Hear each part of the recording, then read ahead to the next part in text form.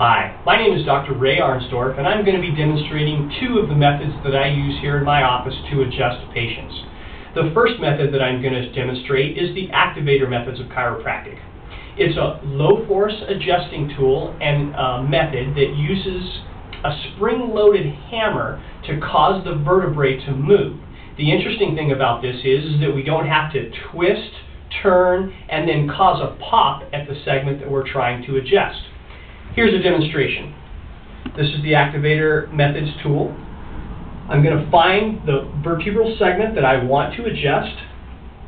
I place the tip of the instrument at the segment, depress the hammer, and this causes the adjustment to happen.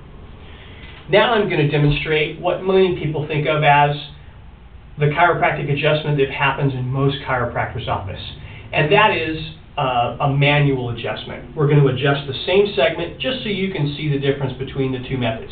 I'm going to have the patient turn onto her side. Now in this case, I'm going to have the knee flexed up.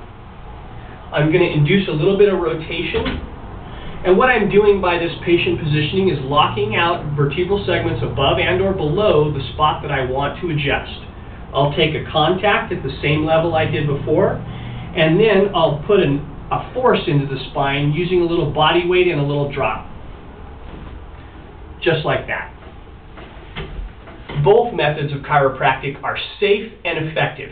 Sometimes patients have a preference for one or the other, or in some cases, depending on your particular diagnosis, the doctor might feel one or the other is going to be more effective for you. I hope you've learned something here, and if you have any other questions, please feel free to contact me. I'm Dr. Ray Arensdorf at Arensdorf Chiropractic.